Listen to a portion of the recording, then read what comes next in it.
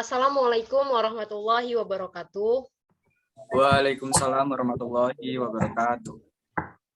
Yang terhormat Bapak Dr. Andes Supriyadi MPD dan Ibu Amrina Izatika MPD selaku dosen pengampu mata kuliah Perspektif Global serta rekan-rekan kelas 2H yang kami banggakan.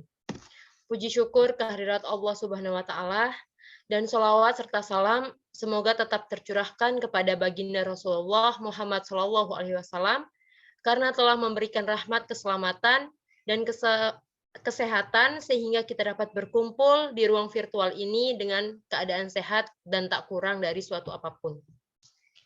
Baiklah, langsung saja. Kami dari kelompok 2 dengan tema dimensi, manfaat, tujuan, dan masalah perspektif global, serta keterampilan menjelaskan pembelajaran. Yang beranggotakan saya sendiri Anggi Damayanti dengan NPM 2113053297 sebagai moderator sekaligus pemateri pertama. Selanjutnya Dwi Febrian dengan NPM 2153053009 sebagai pemateri kedua, dan Ferisa Nuryasifah Hasan dengan NPM 2113053123 sebagai pemateri ketiga. Baiklah, langsung saja saya sebagai pemateri pertama akan menyampaikan materi pertama.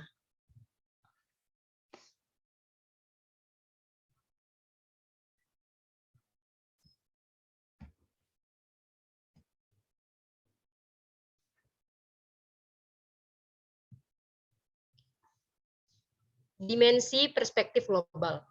Perspektif global bertolak menurut kasus hidup sehari-hari. Contohnya kasus pendidikan, kesejahteraan, kesehatan, pengangguran, kemiskinan, dan sebagainya.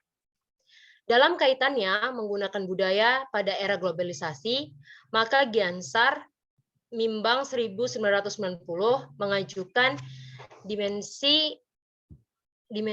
empat dimensi, yaitu yang pertama, partisipasi, bahwa pada pengembangan suatu bangsa dan negara, partisipasi menurut warga sangat diperlukan. Selanjutnya yang kedua, memajukan kerjasama antar budaya. Hal ini dimaksudkan supaya terdapat saling mengisi sebagai akibat adanya kemajuan dan peningkatan antar budaya. Yang ketiga, afirmasi atau penegasan menurut dimensi budaya pada proses pembangunan bangsa dan negara. Pembangunan akan terasa hampa bila tidak ada kebudayaan bangsanya. Selanjutnya yang keempat, mengembangkan identitas budaya dan setiap gerombolan insan berhak diakui identitas budayanya. Slide selanjutnya.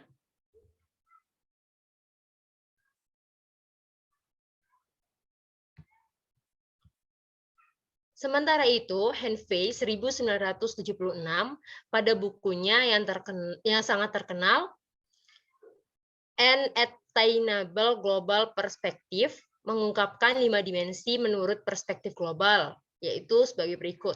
Yang pertama, Stage of Planet Awareness, yaitu adanya pengertian yang mendalam terhadap informasi-informasi atau insiden-insiden global. Selanjutnya yang kedua, Cross-cultural awareness, yaitu adanya konvensi yang mampu diterima secara generik pada menciptakan ciri budaya-budaya yang terdapat pada global ini. Yang ketiga, ada systematic awareness, yaitu mengetahui akan sistem-sistem yang terdapat pada alam. Sebagai akibatnya, mulai mengenal kompleks sistem internasional.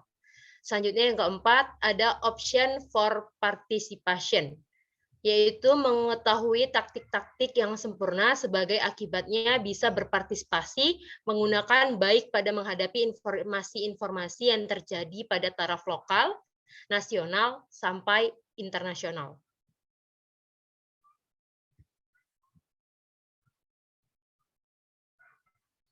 Selanjutnya ada manfaat perspektif global. Yang pertama, meningkatkan wawasan dan pencerahan para pendidik dan siswa bahwa kita bukan hanya penghuni suatu daerah, namun memiliki ketergantungan menggunakan orang lain pada belahan bumi yang lain. Yang kedua, menambah dan memperluas pengetahuan kita mengenai global sebagai akibat akibatnya bisa mengikuti perkembangan global pada banyak sekali aspek, terutama perkembangan iptek. Yang ketiga, mengkondisikan para mahasiswa buat berpikir integral, bukan general. Sebagai akibatnya, suatu tanda-tanda atau kasus-kasus bisa ditanggulangi berdasarkan banyak sekali aspek. Yang keempat, melatih kepekaan dan kepedulian mahasiswa terhadap perkembangan global menggunakan segala aspeknya. Kemudian tujuan perspektif global. Tujuan diberikannya perspektif global berdasarkan Merrifield 1977 adalah yang pertama, mengembangkan dan memahami makna perspektif global baik pada kehidupan sehari-hari juga pengembangan profesinya. Yang kedua, mendorong para pengantar untuk menyelidiki kasus yang berkaitan menggunakan kasus lintas budaya. Yang ketiga, mendorong mahasiswa buat menyelidiki lebih banyak mengenai materi dan kasus yang berkaitan menggunakan kasus dunia. Mungkin itu saja materi dari saya. Selanjutnya materi yang kedua akan disampaikan oleh Dwi Febrian. Kepada Dwi Febrian, dipersilahkan. Baik, saya akan melanjutkan materi yang selanjutnya, yaitu permasalahan perspektif global. Yang pertama, menurut kurikulum KTSP, dalam pelajaran IPS, materinya belum membahas masalah dunia, tetapi terbatas sampai tingkat provinsi dan sedikit tingkat negara. Yang kedua, masalah global sangat diperlukan dan dapat dilihat dan berbagai disiplin ilmu kurikulum IPS SD. Di sisi lain, masih fokus pada isi bidang studi, sejarah, dan geografi. Yang ketiga, kursus perspektif global relatif baru, dan guru tidak memiliki cukup pengalaman untuk mengajar materi perspektif global di sekolah dasar. Yang keempat, buku sumber untuk pelajaran memerlukan kreativitas yang tinggi dari guru, tidak terpaku pada buku paket atau LKS. Baik, selanjutnya yaitu keterampilan menjelaskan pembelajaran. Pengertian keterampilan menjelaskan adalah kemampuan yang harus dimiliki oleh seorang pendidik sebagai teknik dasar mengajar yang diorganisasikan dengan runtut atau sistematis agar menjadi rangkaian penjelasan yang dapat dipahami oleh peserta didik. Melalui penjelasan, peserta didik dapat memahami hubungan antara sebab akibat, memahami prosedur, memahami prinsip, serta memahami analogi. Baik, selanjutnya yaitu yang tujuan keterampilan menjelaskan.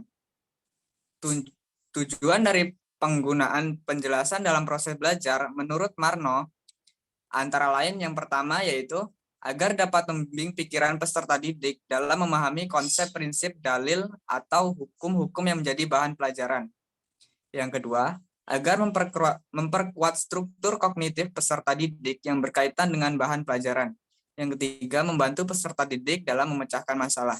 Yang keempat, membantu agar memudahkan peserta didik dalam mengasimilasi dan mengakomodasikan konsep. Yang kelima, mengkomunikasikan ide dan gagasan atau pesan dengan baik kepada peserta didik.